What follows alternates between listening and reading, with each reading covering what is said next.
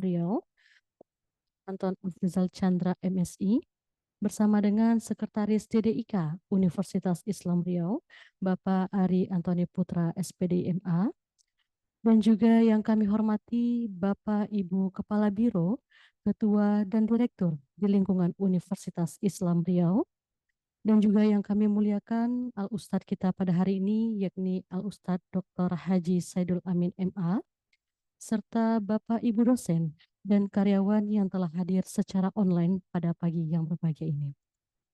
Dengan senantiasa kita mengucapkan puji dan syukur kehadirat Allah Subhanahu wa taala, di mana pada pagi yang berbahagia ini kita hadir bersama dalam acara kajian Islam rutin bulanan pimpinan dan sivitas akademika di lingkungan Universitas Islam Riau.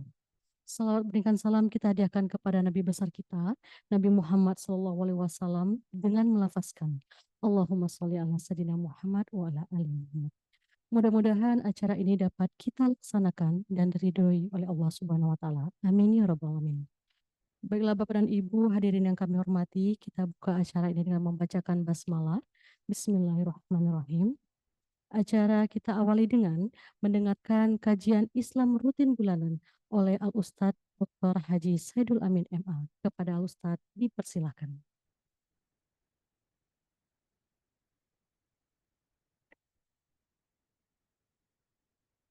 Assalamualaikum warahmatullahi wabarakatuh. Alhamdulillahi rabbil alamin wa bihi nasta'in ala umurid dunya waddin. Asyhadu an la ilaha illallah wa asyhadu anna Muhammadan abduhu wa rasuluh la nabiyya ba'dah. Allahumma sholli ala Muhammad wa ala ali Muhammad. Yang sama-sama kita muliakan Ketua Pembina YLPI Riau, Haji Imam Ghazali SHMH. Tadi saya bisik-bisik dengan Pak Rustam Effendi, luar biasa sekali UIR ini, sampai Ketua Pembinanya Imam Al-Ghazali harus turun tangan, saya bilang. Itu luar biasa. Yang hadir di sini Ayahanda Rustam Effendi. Saya jadi anak buah beliau di Dewan Dakwah. Beliau ketua, saya wakil ketua. Jadi selaku wakil tentu harus patuh kepada ketua. Ya, beliau ini luar biasa. MSI. MSI itu singkatan dari menjadi suami idaman. Bapak-bapak, ibu-ibu segenap sivitas akademika Universitas Islam Riau yang dirahmati Allah. Mohon maaf, enggak mungkin saya sebutkan satu persatu. Seperti biasa, mungkin kita lebih banyak berdiskusi lah. Sebab kami UMRI jika dibandingkan UIR itu enggak ada apa-apanya. Saya kemarin ketemu dengan rektor-rektor Universitas Muhammadiyah se-Indonesia. Saya sampaikan itu. Kami UMRI muridnya 11.000, UMM 30 ribuan. UMY, UMS itu hebat-hebat. Kalau di sini ada UIR, hebat-hebat. Cuman yang membuat kami bangga cuma satu, saya bilang. Satu-satunya universitas yang namanya disebut langsung dalam Al-Quran dan Sunnah cuman UMRI. Arzalil UMRI. Nah, gitu. Doa Nabi, Allahumma tawil umri. Nah, apa an umrihi fimak. Kan lengkap itu kan. Jadi kalau kita buka-buka Quran nggak ada uwir itu, nggak ada itu. Tapi umri ada. Gitulah yang membuat kami bangga gitu. Seakan-akan Quran itu sudah tahu kalau umri itu akan ada gitu kan. Bapak-bapak dan ibu-ibu yang dirahmati Allah gitu. Ada 3 model pemahaman dalam Islam itu. cara kita memahami Islam itu paling tidak ada 3 model. At least there are 3 methods to understand of Islamic teachings. Ya. The first one is bayani. The second one is burhani. And the last one is irfani. Istilah ini pertama kali dipopulerkan oleh Al-Jabiri. Seorang pemikir yang luar biasa, tapi diklaim sangat liberal. Tapi yang kita maksudkan bayani, burhani, dan irfani hari ini berbeda dengan apa yang dikatakan Al-Jabiri. Bagi Al-Jabiri yang pertama itu adalah bayani, memahami ajaran agama secara tekstual. Sementara dia mendahulukan irfani, memahami ajaran agama berdasarkan pengalaman spiritual, spiritualistic oriented, atau spiritual experience. Dan yang paling penting bagi beliau adalah burhani, memahami ajaran agama secara logika.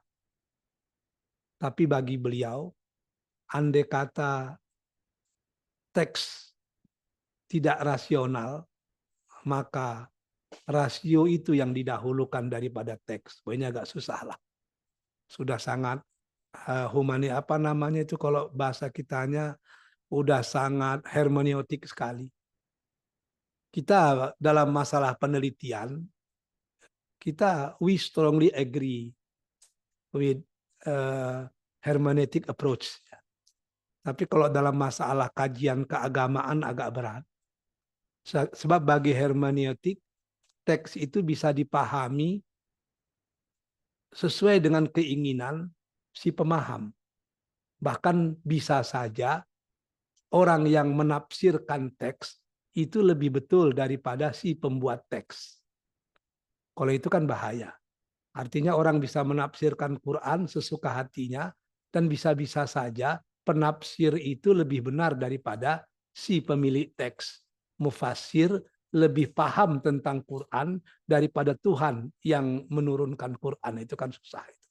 Pada level seperti ini tentu kita tolak. Yang kita ingin bahas pada hari ini tentang bayani, burhani, dan irfani adalah bayani itu bagaimana kita bisa memahami ajaran Islam itu based on at-turas al-Islami. Kaifa nahnu nafham at-turas al-Islami. How to understand Islamic legacy. Jadi mustahil orang yang ingin memahami ajaran Islam, dia tidak mengetahui prinsip-prinsipnya. Dia tidak mengerti Al-Quran, dia tidak mengerti As-Sunnah, dan dia tidak paham bahasa Arab seperti Ayahanda Rustam Effendi. Itu nggak bisa. Nggak bisa itu. Jadi untuk memahami ajaran Islam based on the Quran and Sunnah, revelations, al-wahyi. Makanya kalau kita lihat syarat-syarat menjadi mujtahid bagi para imam itu ketat sekali itu.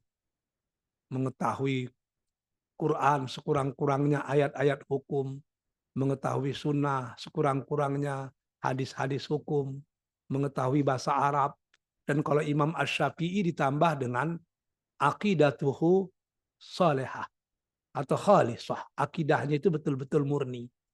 Murni itu bahasa kitanya kan salafi. Kalau bahasa baratnya ortodoks. Orto ajaran, doks murni, doksi murni.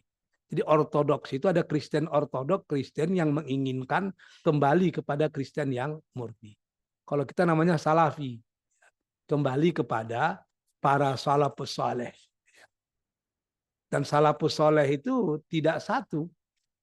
Sahabat itu sendiri berbeda-beda. Jadi aneh juga kalau ada orang yang mengatakan dirinya salafi, tapi menganggap dia sendiri yang benar. Tidak juga.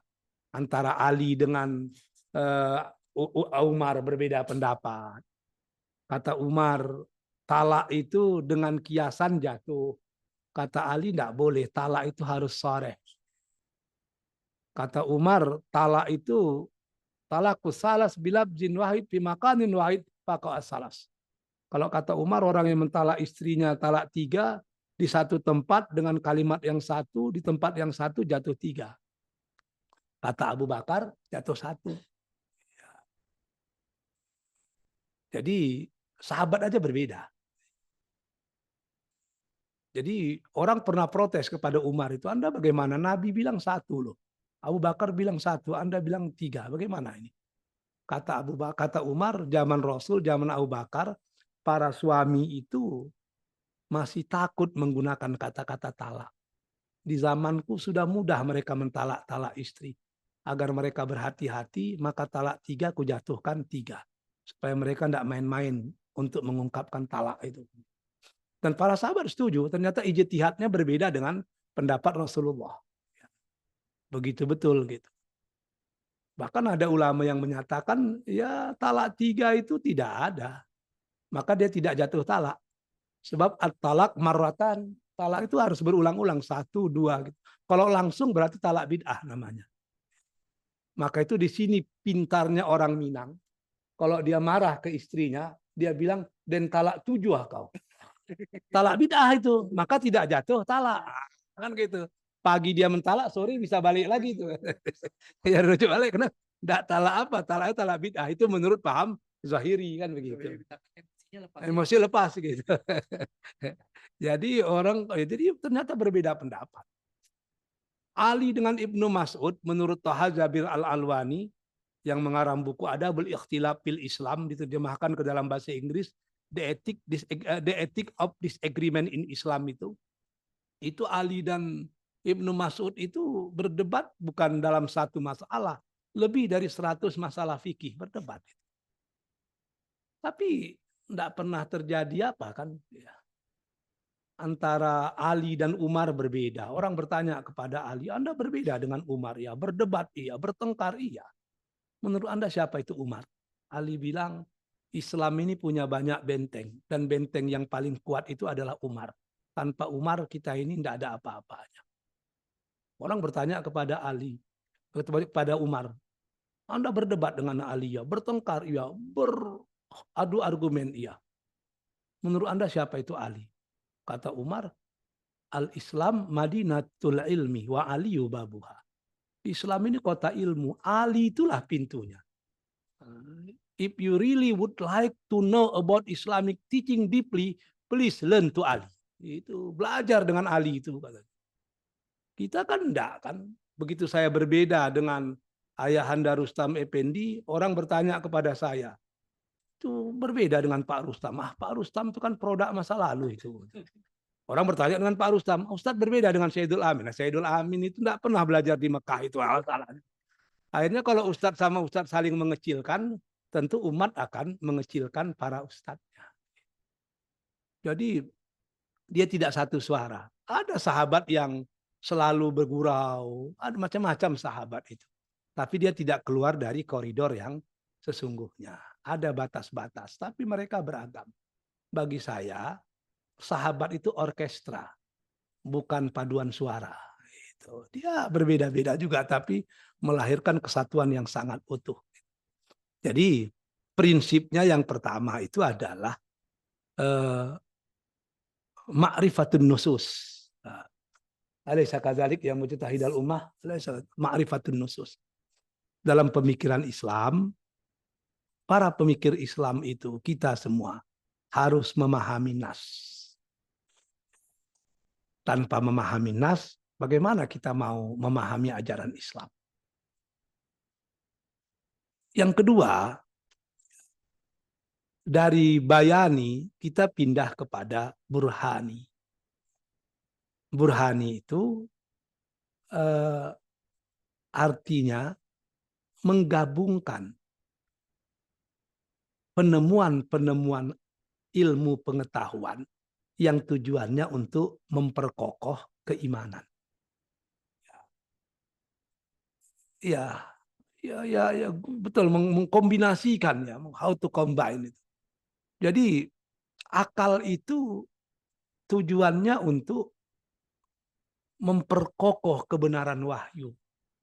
Walaupun wahyu itu tidak perlu diperkokoh sebab dia abadi. Cuman tidak semua orang bisa paham wahyu.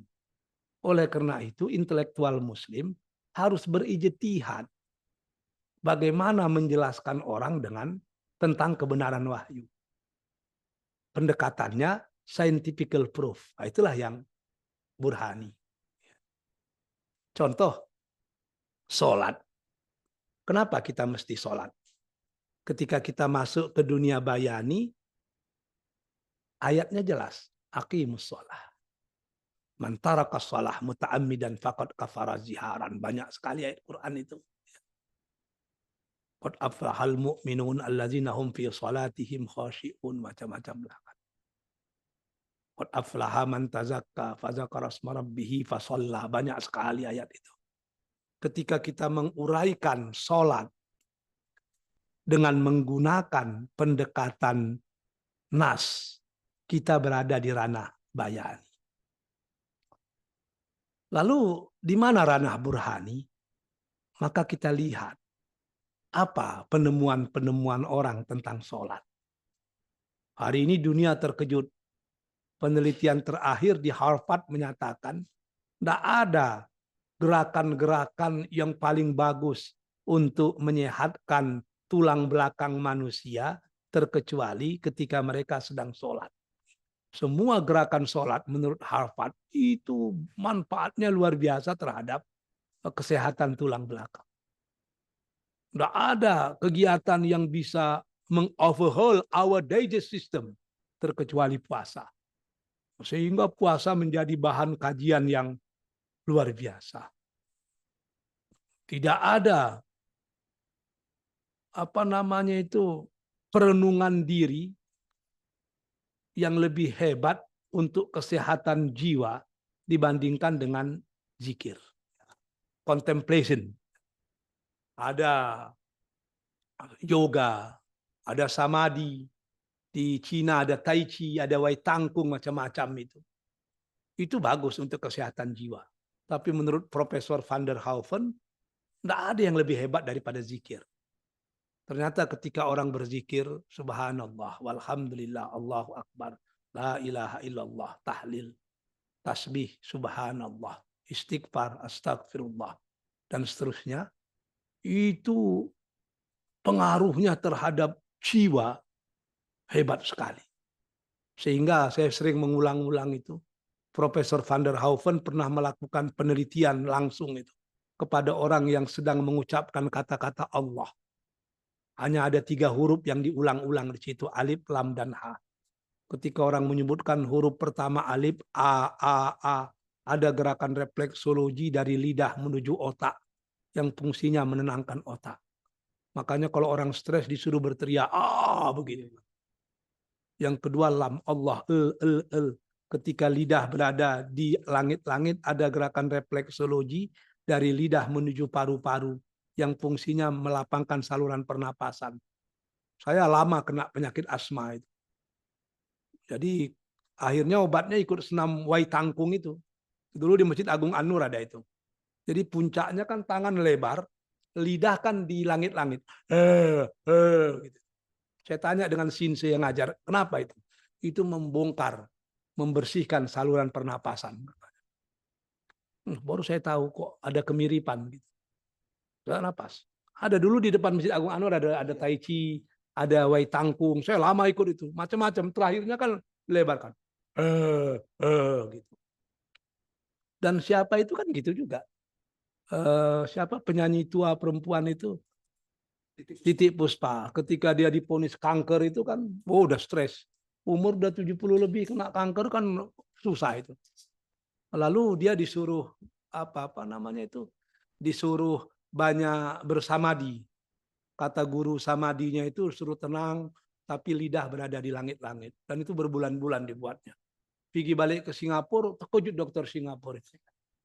Ya, tidak ada lagi ketika blood test, periksa darah itu kan. Tidak ada di situ tanda-tanda kanker lagi. Ternyata dalam Islam sudah ada kan Allah. Ketika lam itu lidah berada di langit-langit. Ketika ha Allah, ha, huruf H, Allah, ha. Itu ada gerakan refleksologi dari lidah menuju jantung yang fungsinya menstabilkan detak jantung.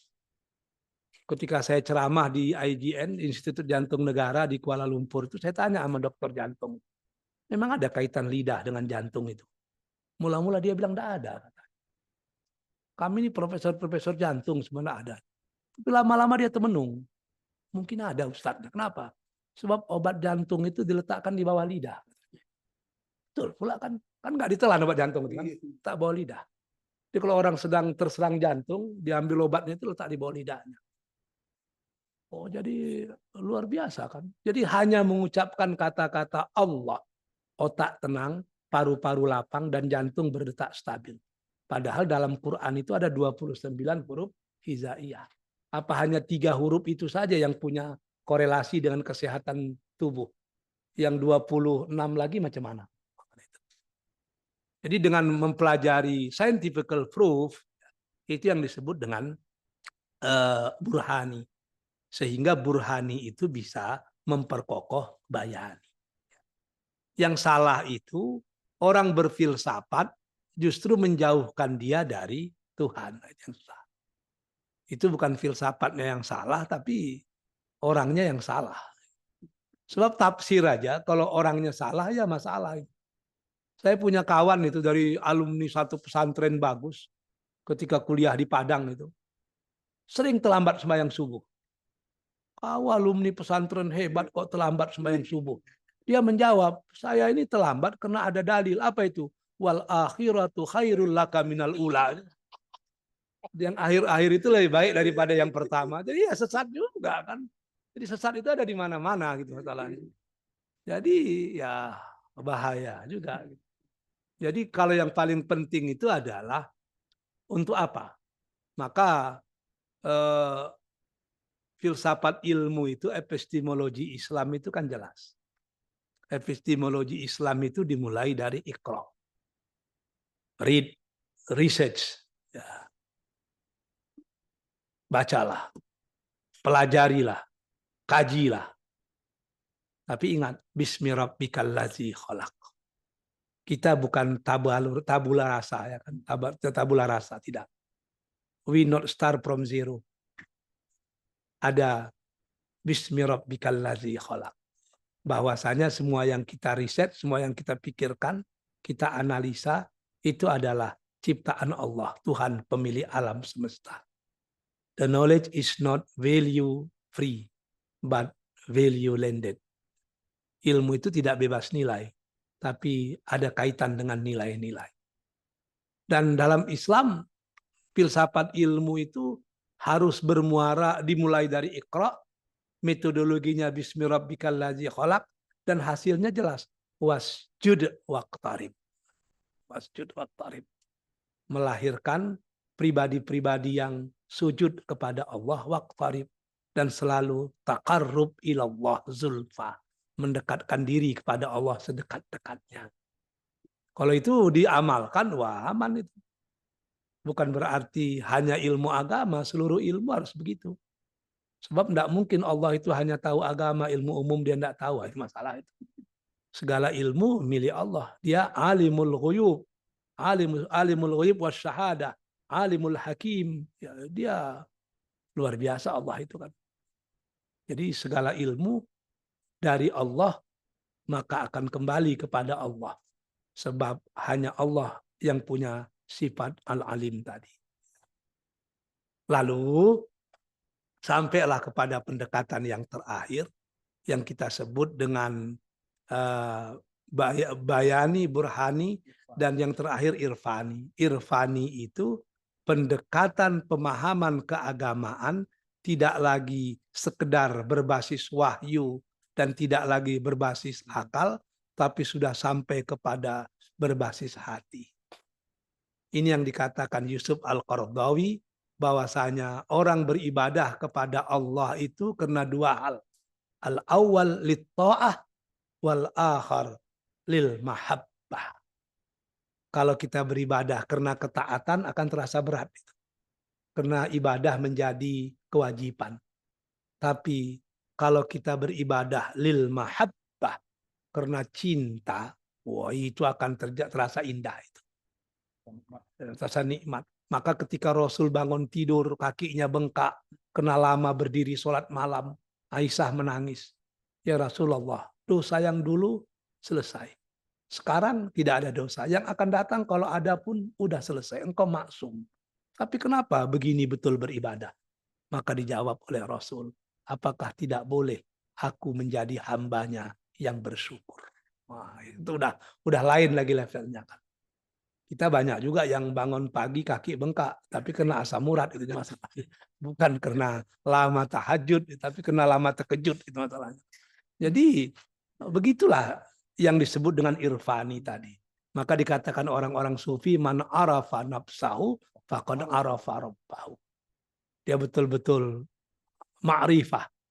Ma'rifah itu ilmu pengetahuan berbasis hati. Ketika saya tengok ke sini, tidak nampak saya telatak buluh itu. Tapi ketika saya tutup mata saya, jelas sekali jembatan telatak buluh itu. Itulah ma'rifah itu. Sebab tidak mungkin Tuhan dilihat dengan mata yang zahir. Anta budallah ka'annaka tarahu fa ilam takun tarahu fa innahu yarah. Maka pada aspek irfani, ibadah itu sudah dilakukan melalui kejernihan hati. Online. Ya, online itu, betul online. Itu sudah sampai kepada era 5.0 itu. Ya, kalau 4.0 masih digitalization system ya. Tapi kalau 5.0 system is us and we are the system.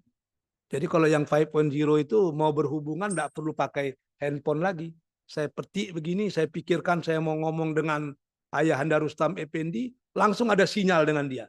Dia pun langsung kan bisa berbicara gitu. Padahal mungkin satu di mana, satu di sana. Tapi sudah canggih sekali. Kalau sekarang baru mengarah ke situ.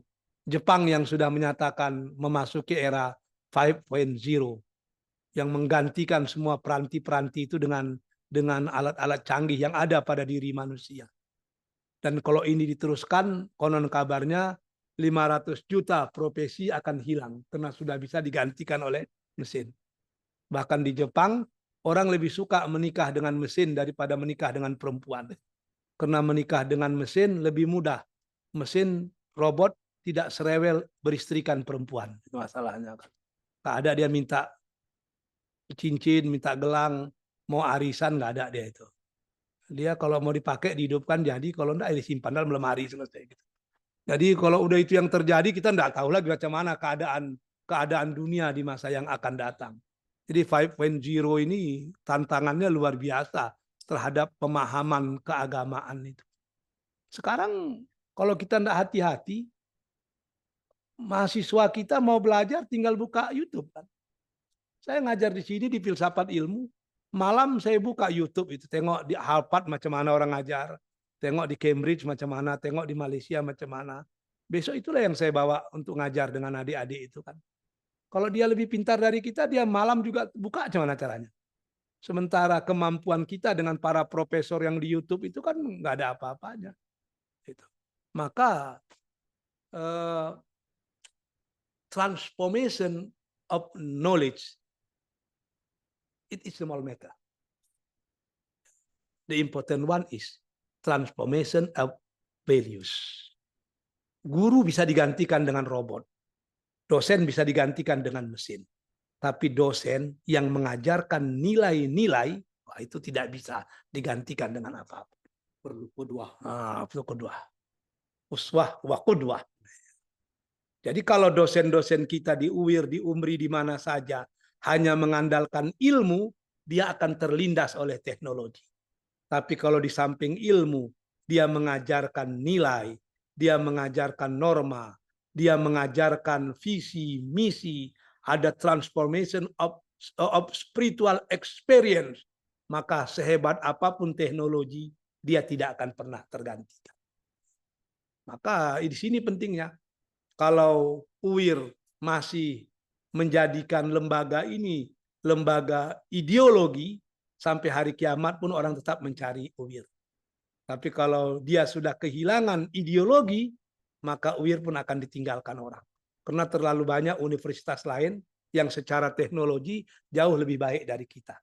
Tapi hanya sedikit universitas yang bisa mengajarkan nilai-nilai seperti kita. Ideologi ini yang penting. If we lost our money, we lost nothing. If we lost our health, we lost something. But if we lost our ideology, we lost everything. Nah, ini yang paling penting. Jadi perguruan tinggi yang besar itu dia punya ideologi. Harvard punya ideologi, Cambridge punya ideologi. Walaupun ideologinya menurut dia ya, tapi orang tidak akan pernah mendapatkan itu terkecuali kalau belajar di situ. Nah, itu. Kita di UIR, di UMRI juga gitu. Orang tidak akan pernah mendapatkan itu kalau tidak belajar di UIR. Sehingga apapun yang terjadi, orang akan tetap ke UIR. Itu yang harus kita tumbuhkan. Jadi Irfani itu sudah berbasis cinta itu. Sebab the power of love, itu kekuatan cinta itu luar biasa. Maka yang kita bangun kepada anak-anak kita itu juga rasa cinta. Cinta kepada ilmu, cinta kepada alma mater, dan yang paling penting tentu cinta kepada bangsa, agama, dan negara.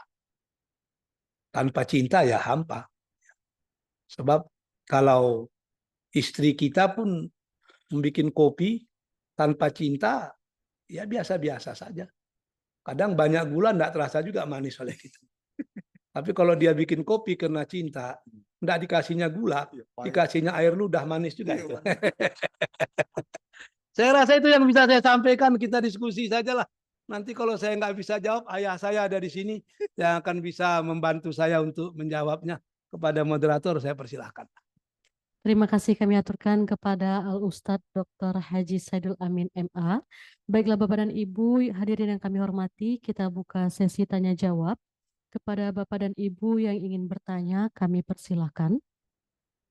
Dan juga kami persilahkan kepada Bapak dan Ibu dan juga mahasiswa yang hadir secara online. Jika ingin bertanya, mohon kiranya untuk mengaktifkan kamera dan mikrofonnya. Terima kasih.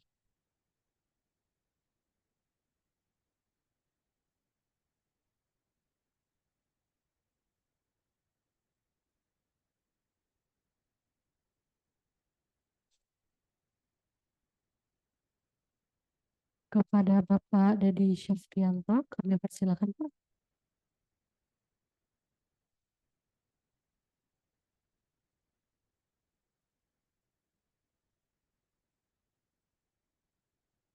Kepada Bapak Dedi, kami persilakan.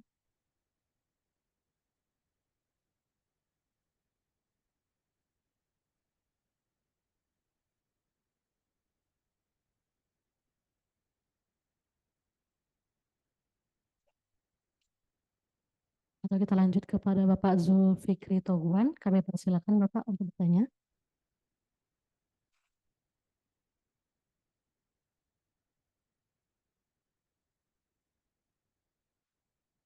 Mohon untuk mengaktifkan mikrofonnya Bapak. Oh, maaf Bapak Zulfikri, mohon untuk mengaktifkan mikrofonnya Bapak. Terima kasih. Baik, terima kasih. Assalamualaikum warahmatullahi wabarakatuh. Waalaikumsalam warahmatullahi wabarakatuh. Yang saya muliakan Prof yang selalu mengejut-ngejutkan kita. Kalau saya mendengar ceramah beliau ini ngejut-kejut tuh maksud saya, energik. Nah, jadi kita ingat lagi, semangat lagi. Yang tadinya lagi down, cuman yang lebih menarik lagi, kalau Prof sudah bicara, pas lagi enak-enaknya berhenti. Nah, ini yang kadang-kadang kita penasaran terus untuk mendengar cerita beliau ini. Baik, Prof. Kondisi sekarang kalau kita mengajar, kalau dengan cinta, hujan pun kita datang. Tetapi kalau tidak dengan cinta, kita bisa biasa-biasa saja rasanya untuk tidak datang ke kelas. Nah, menimbulkan rasa cinta mengajar ini, tadi Prof, saya kaget juga, Prof ini orang tasawuf, padahal orang Muhammadiyah. Ini bertentangan dengan yang sebelah ini, ayah kita ini. Jadi, kalau saya lihat, komplit juga ini ilmu tasawufnya dimasukkan kepada Muhammadiyah, menjalar juga nampaknya. Sehingga nanti bersatunya Muhammadiyah dengan NU membuat rasa cinta terhadap pekerjaan itu lebih kuat. Saya melihat ada pengaruh materi terhadap pengurangan daya cinta kita itu kepada profesi yang kita lakukan. Sehingga kadang-kadang dengan sesama melihat jadwal yang kurang saja pun kita karena materi ukurannya bisa kadang-kadang tidak enak sama kawan. Jadi saya kira bagaimana kita meminimalisir, mungkin menghilangkan tak mungkin lah, bahwa dalam mengajar atau profesi itu bukan ukurannya uang, sementara kita butuh uang. Nah, dalam hal kajian tasawuf tadi itu gimana kira-kira metodologinya, Prof? Demikian, Assalamualaikum warahmatullahi wabarakatuh. Kami persilakan Ustaz. Oke, melalui moderator saya menjawab. Pertanyaan ini luar biasa sekali. Kalau ditulis bisa jadi tesis ini. Di Muhammadiyah itu bukan tidak ada tasawuf, tapi ada satu disertasi Ibu Masitah itu ya, tasawuf Muhammadiyah itu ya. Ya. Jadi di Muhammadiyah itu yang ada tasawuf akhlaki, yang dikhawatirkan itu tasawuf falsafi. Tasawuf falsafi itu sebetulnya pun dikatakan Hamka harus dipahami betul-betul. Sebab sufi itu orang yang sedang jatuh cinta. Orang yang sedang jatuh cinta itu bahasanya tidak logika. Sama lah waktu kita jatuh cinta dulu kan. Oh angin malam, sampaikan salamku padanya. Macam mana angin nyampaikan salam itu? Aku rindu padamu. Ketika kulihat bulan mengambang, ada wajahmu di sana. Kapan pula ada proyektor pada waktu itu? Kan tidak ada juga. Itu kan bahasa-bahasa apa? Hamka bilang gitu. Coba kita pahami, beliau ini ahli bahasa Arab ini. Kalau kita baca kata-kata al-hallaj itu secara tekstual, memang kafir dia itu. Tapi kan dia sedang jatuh cinta. Kita aja lagu ada kau tercipta untukku, aku tercipta untukmu, kau dan aku satu. Itu kan kata-kata tasawuf itu kan. Itu wihdatul wujud itu. Jadi kalau kata-kata al-hallaj misalnya, ana syirrul haq wa mal haqqu ana bal ana haqqun fafarriq bainana.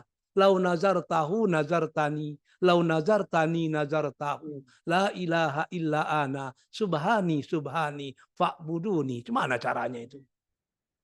Aku rahasia Tuhan, tapi aku bukan Tuhan. Oleh karena itu tolong kau pisahkan antara aku dengan Tuhan.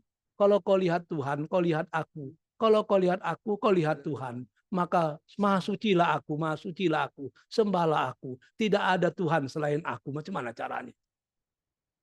Ketika Al-Bustami berada di rumahnya, muridnya datang. Assalamualaikum, waalaikumsalam. Man fid dakhil ya Syekh, la ahadan fid dakhil illallah, katanya.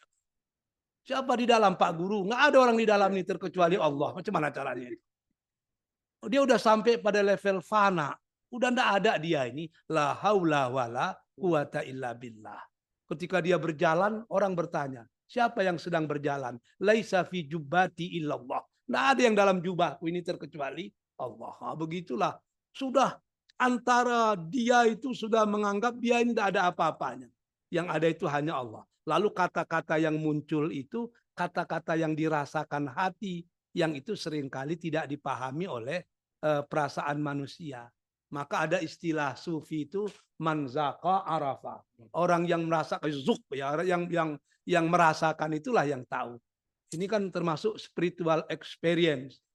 Makanya kalau menurut Syir Muhammad Iqbal, ahli falsafah dari India itu, masuk Pakistan sekarang ya, jangan ceritakan ke orang pengalaman spiritual kita. Sebab setiap orang punya pengalaman spiritual yang berbeda. Kami berempat ini sholat subuh tadi. Ditanya dengan beliau, bagaimana perasaannya sholat subuh? Bagaimana beliau? Bagaimana saya? Bagaimana ayah ini? Pasti berbeda-beda. Mungkin ayah ini bilang ketika saya sholat subuh tadi, seakan-akan ada cahaya begini begitu. Itu rasa dia. So, kalau ceritakannya dengan saya, itu tidak akan salah. Tapi itu pengalaman spiritual, tidak bisa diapakan gitu. Jadi kalau kita mimpi yang aneh-aneh ya diamkan saja. Kalau kita ceritakan nanti kita bisa dianggap orang macam-macam. Jadi di Muhammadiyah itu tasawuf akhlaki yang lebih menonjol. Tasawuf sufi itu ya cukup dipahami, tasawuf falsafi itu cukup dipahami bagi orang-orang tertentu saja. Maka kata Imam Al-Ghazali, kalau mau belajar tasawuf ya belajar akidah dulu, belajar syariah dulu. Kalau enggak nanti berburu ke padang data, dapek rusuh balang kaki, berguru ke palang aja, bagai bungu kembang ndak jadi, kateh ndak bepucuk, ke bawah ndak berakar, di tengah-tengah digiriak dikumbang. Salah. Itu yang kita susah itu gitu. Jadi saya banyak setuju lah gitu kan. Pertanyaan yang kedua itu yang paling berat itu. Saya pun masih belajar itu. Kemarin ditanya orang pada saya, Ustadz siapa yang kita pilih masalah pilpres ini? Jadi saya jawab, pilihan itu tidak sampai di dunia. Pilihan itu akan sampai ke akhirat. Kalau kita tahu orang yang kita pilih tidak betul, kita pilih juga. Selama 5 tahun dia memerintah melakukan yang tidak betul, kita ikut menanggung dosanya. Saya bilang. Jadi cara berpikir itu jangan hanya realis, tapi harus eskatologis. Begitu juga kita mendidik. Bagi saya, kita dosen ini, kita punya 2 anak. Anak biologis dan anak ideologis. Anak biologis, anak yang lahir dari darah daging kita. Anak ideologis, anak yang melanjutkan ide dan pemikiran kita. Bagaimana kita takut anak-anak biologis kita gagal, seharusnya begitulah kita takut anak-anak ideologis kita gagal. Kalau itu udah sampai kita pegang, aman itu. Ada seorang syekh itu di Mesir, buta, suaranya kecil. Tapi orang mati-matian mendengar itu. Ketika ditanya, suaranya tidak dengar, yang dikajinya itu juga. Gitu. Apa yang membuat orang tertarik? Ternyata kelebihannya satu. Dosen buta tadi berbicara bukan melalui mulut, melalui hatinya. Kita dengar YouTube Hamka itu. Kalau mau tidur dengarlah. Tidak ada orasi seperti saya. Tidak ada bumbu-bumbu macam-macam. Tenang, datar aja. Tapi ketika mendengarnya itu tersentuh hati kita. Ini yang dikatakan orang. Kalau berbicara melalui hati, dia akan pergi ke hati. Maka selaku dosen, sebelum mengharapkan mahasiswa mencintai kita, cintailah mahasiswa terlebih dahulu. Anggap anak-anak itu adalah anak ideologis kita. Bagaimana kita takut kegagalan terjadi pada anak biologis kita. Itulah yang kita takutkan terhadap anak ideologis kita. Bagaimana mungkin kita mencintai, kita tidak pernah mencintai mahasiswa kita harapkan mahasiswa mencintai kita, ya berat. Harus kita mulai. Maka pendidikan ke depan itu adalah education based on service. Pendidikan berbasiskan kepada pelayanan. Bagaimana Rasul itu kan luar biasa, Rasul itu kan. Dia mencintai sahabat-sahabatnya. Dampaknya apa? Sahabat lebih mencintai dia. Yang paling penting lagi kita para dosen harus menyempurnakan diri kita. Kalau kita sudah menyempurnakan diri kita, baru kita bisa menolong orang lain untuk menyempurnakan dirinya. Sembahyang kita antah berantah, kita suruh mahasiswa kita sholat. Ya susah. Bisa-bisa, tapi dampaknya tidak akan apa. Tapi setelah kita melakukan, baru kita sampaikan, itu luar biasa. Ini yang dikatakan orang pelelawan, perfect yourself. so you can help others in perfecting themselves. Sempurnakan diri Anda, baru Anda bisa menolong orang lain untuk menyempurnakan dirinya. Ini yang dikatakan Rasul, yang dikatakan orang Arab, ibda binafsi. Dari kita. Coba bicara dengan mahasiswa dari hati. Kita ngajar pelajaran apapun, tapi ada pesan-pesan moral di situ. Ceritakan pesan-pesan di situ.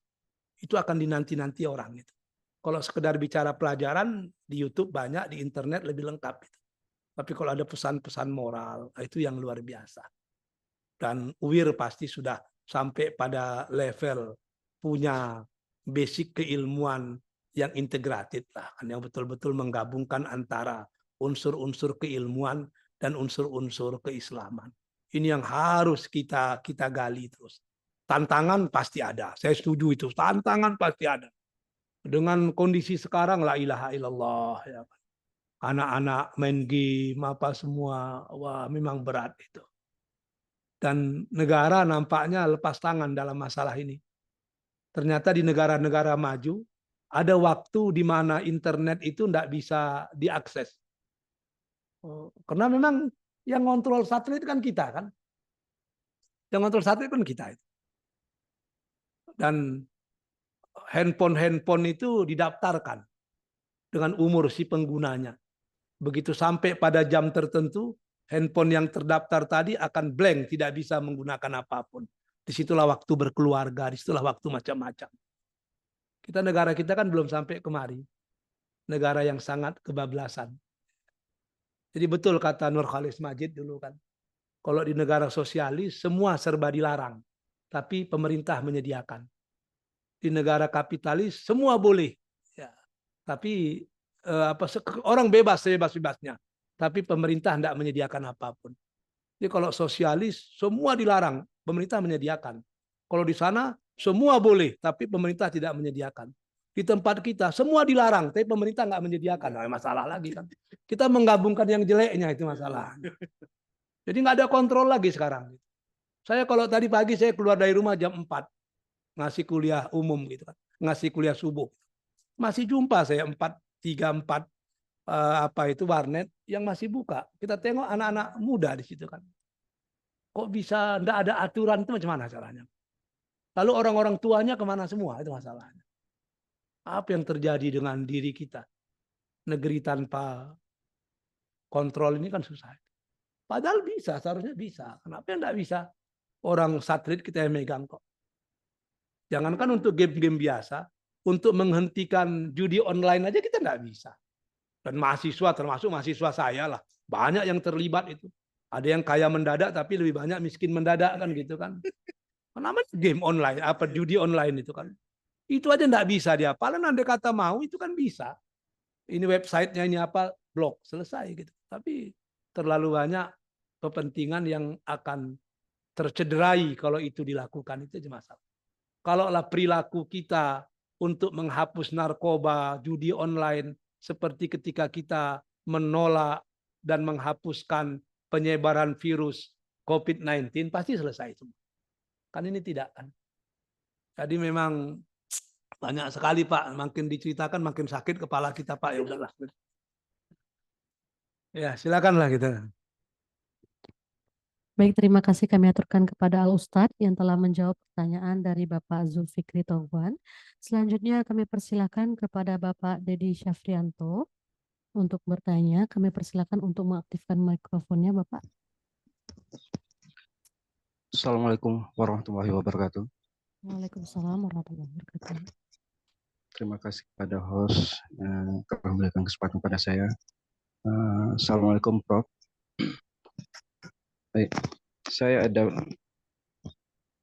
menyimak tadi penyampaian Profesor yang terakhir kali itu, if we lost ideology, we lost everything. Yang menjadi pertanyaan saya, di Indonesia kita mempunyai sebuah ideologi yaitu Pancasila. Ada wacana atau penyampaian oleh salah seorang petinggi partai menyatakan bahwa Pancasila itu tidak ada apa-apanya. Sehingga ada juga wacana ingin menggantikan Pancasila dengan yang ingin mereka sampaikan. Sementara ideologi Indonesia itu Pancasila itu terbentuk oleh pejuang-pejuang Islam yang semua sila itu lahir dari ide fikir pejuang Islam yang berdasarkan Al-Quran. Terutama yang paling utama kali adalah sila pertama, ketuhanan yang Maha Esa.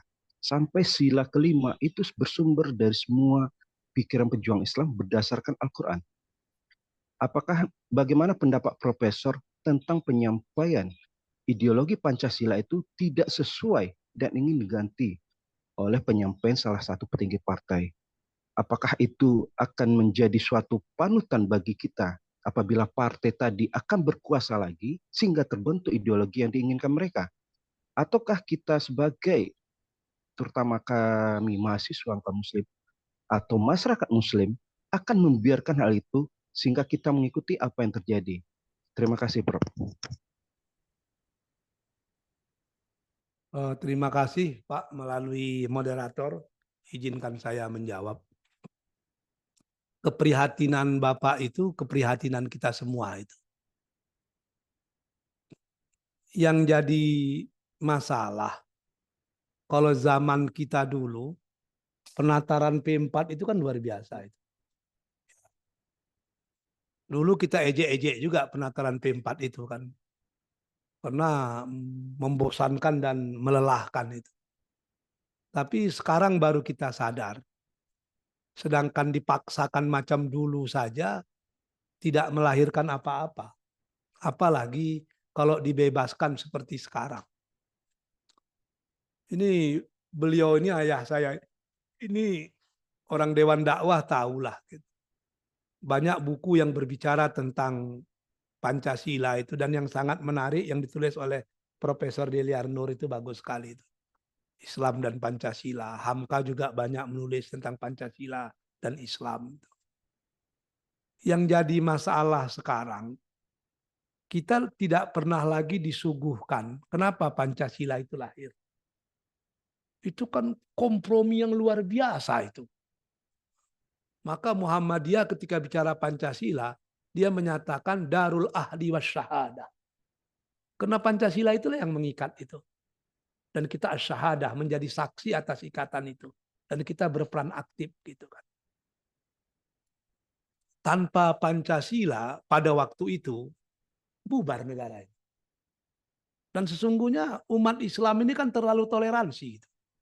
Hanya karena desas-desus dari sebagian orang di Indonesia bagian timur yang akan keluar kalau kata-kata menjalankan syariat Islam itu dihapuskan, macam-macam lah kan.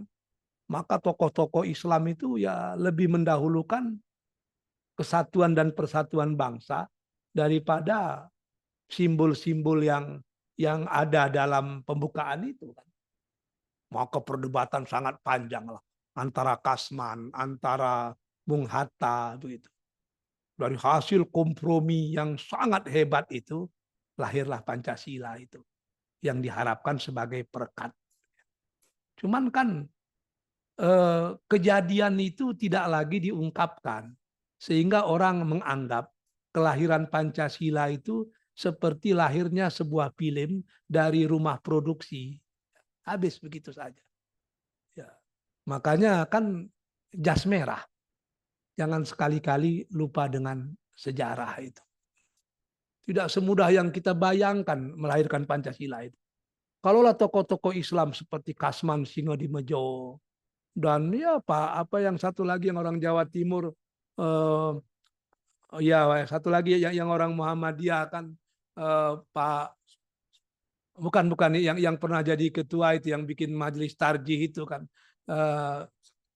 Kahar Muzakir, ada satu lagi yang disiksa Jepang itu kalau dia tidak bertolak ansur, padahal waktu itu kan lebih dari 90% penduduk Indonesia ini kan Islam ini. Kiai Haji Mas Mansur itu kan. Kalau kita mau bertegang saja, selesai itu. Daerah-daerah lain yang tidak mau ikut kita perangi, mau bilang apa? Tapi kan cara sudut pandang orang Islam menjadi problem solver, not problem maker. We are part of solution, not part of problem. Tapi kadang-kadang kondisi umat Islam yang seperti ini itu dimanfaatkan orang pula, itu masalahnya. Umat Islam itu kan suka damai. Dipijak-pijak dulu nanti damai juga, itu masalahnya. Jadi itu yang kita kadang-kadang sedih itu. Tapi apa yang Bapak katakan tuh luar biasa itu. Ada yang menyatakan Pancasila itu bukan ideologi bangsa, macam-macam lah. Itu sah-sah saja lah kan perbedaan itu. Tapi kalau kita bernegara tentu aturan itu aturan yang memang udah disepakati oleh negara kita kan gitu. Jadi dulu Pancasila itu juga pernah ditafsirkan macam-macam. Ada Pancasila menjadi Trisila. Nanti ujung-ujungnya menjadi gotong royong.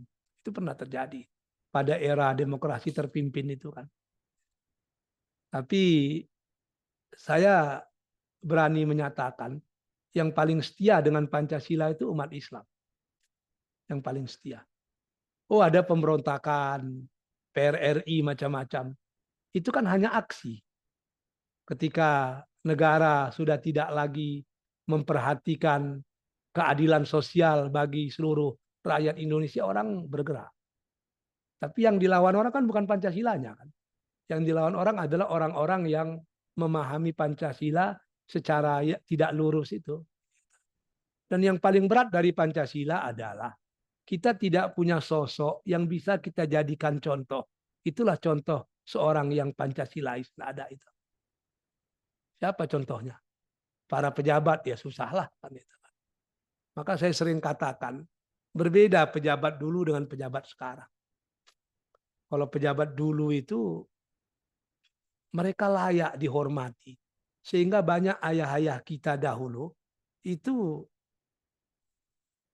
memberi nama anaknya dengan nama-nama pemimpin. Ayah saya punya abang namanya Syahrir. Kata tuh kami dia sangat apalah dengan Syahrir itu. Adik ayah saya namanya Muhammad Rum. Oh memang apa? Sepupunya namanya Amir Sarifuddin. Ada kawan kuliah saya Natsir. Memang apa gitu. Tapi yang jadi masalah sekarang ada nggak bapak-bapak yang mau membuat nama anak bapak-bapak dengan nama para pemimpin sekarang? Berat lah. Sebab memang tidak layak jadi qudwah. Itu yang jadi masalah itu. Dulu ulama-ulama, saya di Sumatera Barat misalnya Buya Ahmad punya anak namanya Rahimah. Rahimah itu dinikahkan dengan dosen kami namanya Hasan Mahdi. Hasan Mahdi itu anaknya tamatan Parabe, kuliah di Darul Ulum di Mesir. Ayahnya namanya Buya Mahdi. Buya Mahdi itu dekat dengan Buya Ahmad.